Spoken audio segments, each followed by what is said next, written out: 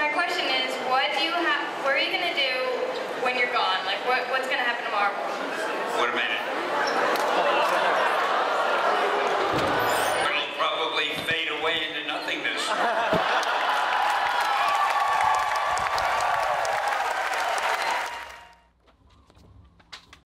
Today, on November 12, 2018, Stanley has passed away at the age of 95.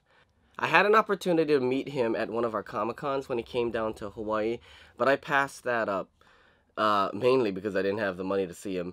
This morning when I woke up, I went on Instagram, and a lot of my friends were sharing pictures that they took with Stanley, but I was very sad about this because I missed the opportunity a long time ago. Looking back in hindsight, $100 to see him wasn't really that much, considering that everything here on my camera costs way more than that. So what I decided to do to pay my respects is to kind of go through all of the magazines and comics and things that I used to read as a kid, because he gave me a lot of inspiration. I think that through his comics, he shaped me into the creative person that I am today. I think for a lot of people, when they think Stanley, they'll think like an actual Spider-Man comic.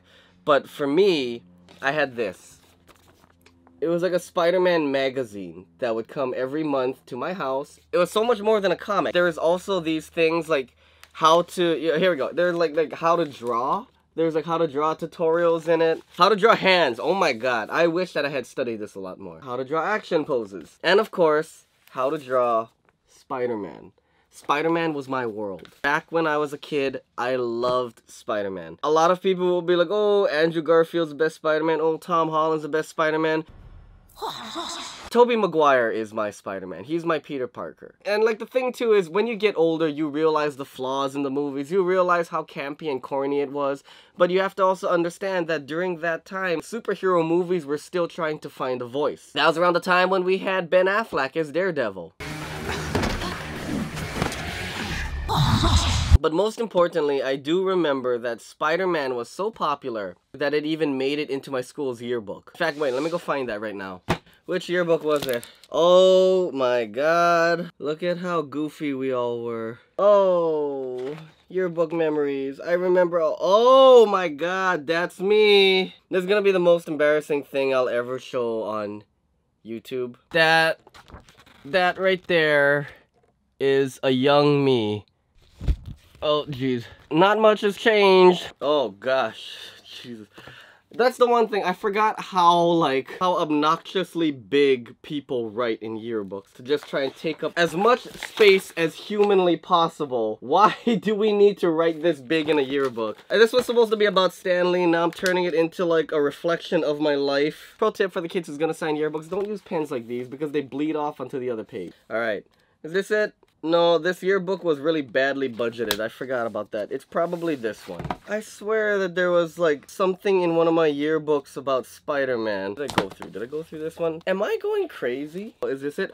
This is it. Okay, here we go. We had this amazing page of like world events and stuff like that in our yearbook. And there it is. Spider-Man celebrates his 40th birthday. Actor Tobey Maguire personified Spidey in the year's #1 box office that earned a record of $39.4 million on opening day. There we go. Spider-Man. Now that is the Spider-Man that I remember. Oh, by the way, do you like this shirt? I have not worn this shirt in like years. I bought this from Hot Topic. It was baggy on me when I was a kid. And it fits me perfectly now. But going back to maybe my elementary school years, my parents would always get these magazines. And they were always like Spider-Man magazines. Oh, I have 2 of them. Oh, that's really cool. Look at that. That's like a realistic version of Spider-Man. I remember looking at these magazines for hours and hours and hours. Oh my gosh. I remember these ads too. There were ads in magazines. Kids, do you know what ads are? They're the things on YouTube, but they're in magazines. Every magazine would have like a little comic, but then there was also games like here, like see like this, we would have to like figure out how to get to Gambit or something like that. Oh. What the hell did I open up to? It's Toy Story, but Woody looks slightly psychotic. Look at that centerfold.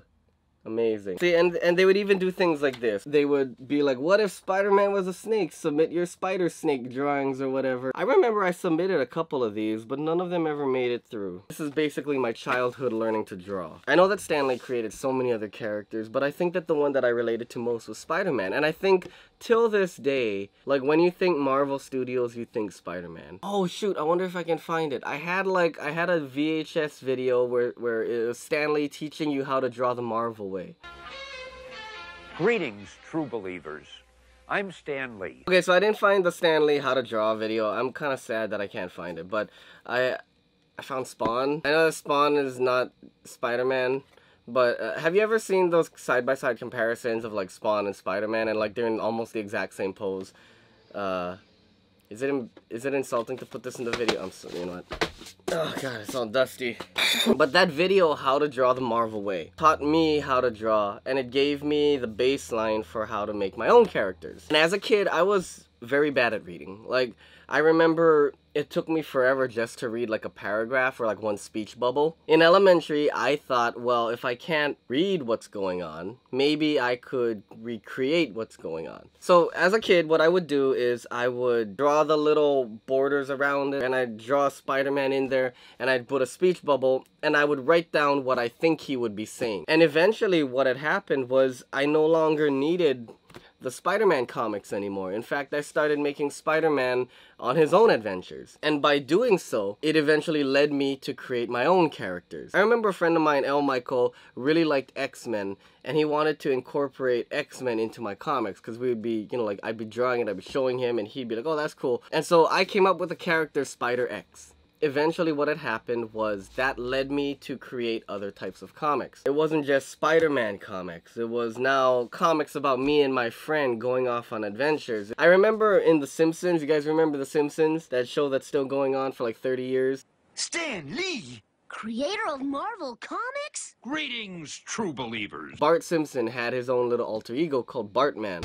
Who are you supposed to be? I'm Bartman. And I remember I made a comic called Grantman. And like these are back when I was like, what, 3rd grade or 4th grade? You know what, I'm gonna go find those comics. Hang on. Okay, shoot, the camera turned off. Hold on. Oh my god. These are all the comics I made back when I was a kid. Okay, where do we start? Spider-Man, sorry, you're gonna have to move out of the way. So, as far as creativity goes, I was in no shortage of stories. That was actually really hard getting out of the house. All of these are stories that were inspired because I love Spider-Man. Jesus. Oh gosh. Oh gosh. Okay, let's... Newspaper clippings. Oh, that's a great comic right there. Driving Ambition. So, I guess I, for some reason, wanted to collect newspaper clippings. I don't know why, but I did. Or is this my dad's? Nope, this is mine. See? I love Garfield, by the way. Wait, there's one comic in particular. Here we go. This is Spider-X 2. I don't know where 1 is. It's somewhere in here. Oh, these drawings. This is the artwork of like a 7-year-old. Or 5-year-old, so don't judge me. Is he fighting Sub-Zero? Oh, this was when I was really into Mortal Kombat as well. There's Room Temperature Zero. A lot of it was just fight scenes. See, I gave Spider-Man Johnny Cage's like green flash kick thing, or Spider-X, wrong character. Don't sue me. I have no idea what's going on with this. I feel embarrassed looking at this. Okay, and I guess Ghost Rider was in here as well. So we've got the whole shebang. But this was the start. These were the comics that started me off on my journey to basically make YouTube videos as well. Protector. This is a Spawn comic, I guess. You know, and as a kid, don't friggin' sue me for copywriting or saying, oh, you can't come up with original ideas. As a kid, you eventually, like, find your voice by mimicking other artists. You play covers of songs before you start writing your own, and then you have those inspirations. For me, a lot of these big battles.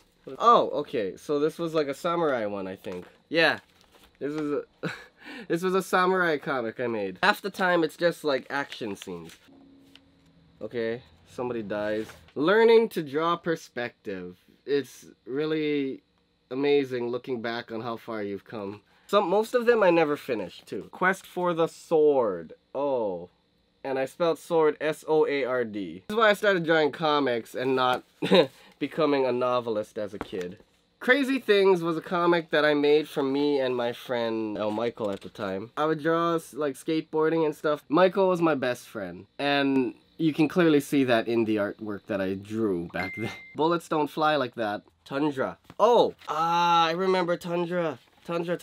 Okay, so I really like this comic. Tundra was basically the name of a sword, I believe. Two people were questing to find it. As far as I can remember, Tundra was a sword that could change, I actually don't even remember. Oh, it was a staff. So Tundra was the name of a staff, I guess, that could warp you to places. It could change your location or something like that. And every time these heroes would try to go and grab the staff or something, it would warp to another place, and they would get separated. I never finished this, damn it. I had like ADD back then, so like most of these stories are unfinished, but like pages and pages and pages that have yet to be filled in. But I remember Tundra was one of my, like, that was one of the first original stories that I created, and I never did anything with it. What else do we have here? Sonic!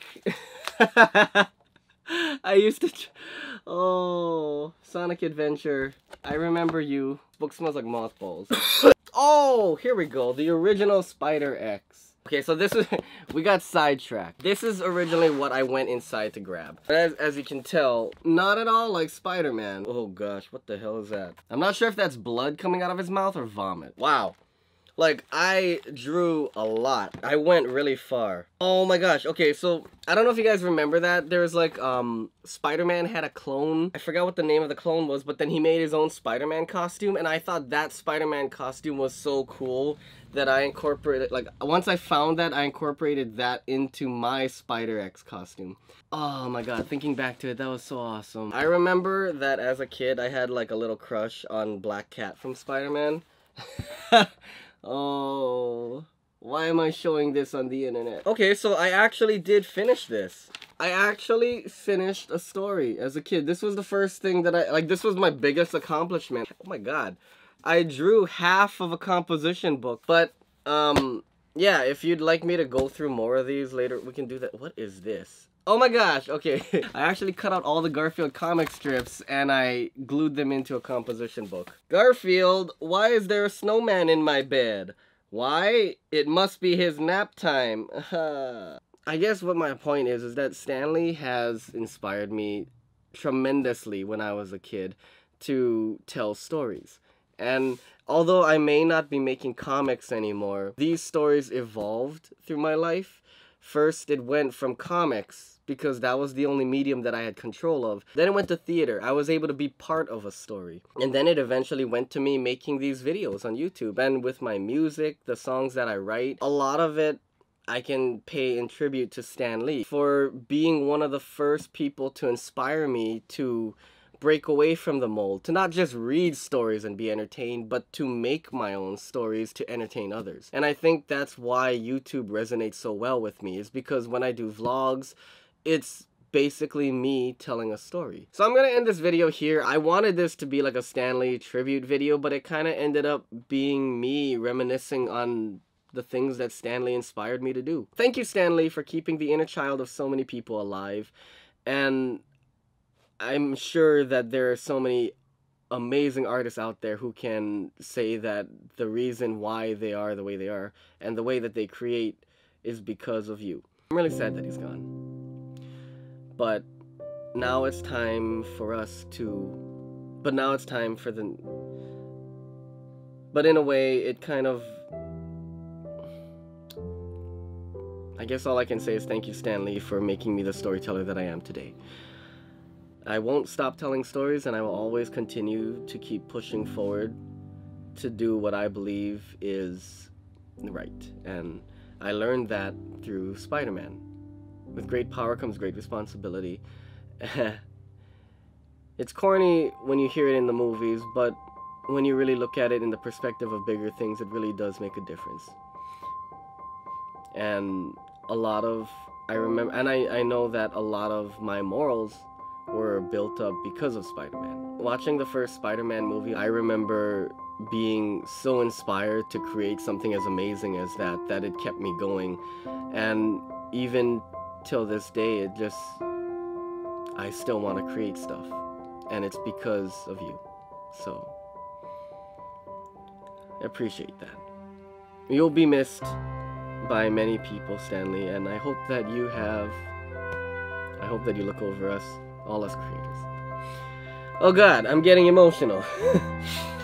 Okay, thank you for watching. I hope that you enjoyed this video. I don't know if what I said made sense at the end there, but I'll leave a link to the Stanley panel that I filmed. It's a really good panel. You should definitely check it out. Thank you guys for watching. I'll see you guys all in the next video. I'm bringing the vlog back, so that video will be up soon. Take care. How does it feel to be an influence on all these people? Well, are you sure I'm an influence on everyone? There might be an exception here. And if so, I'd like to ask him or her to leave. I don't know. I can't believe it, one thing. Sometimes I have to pinch myself. But if it's true that I have been any sort of an influence, I hope it was a good influence. And if so, I am indescribably proud and happy.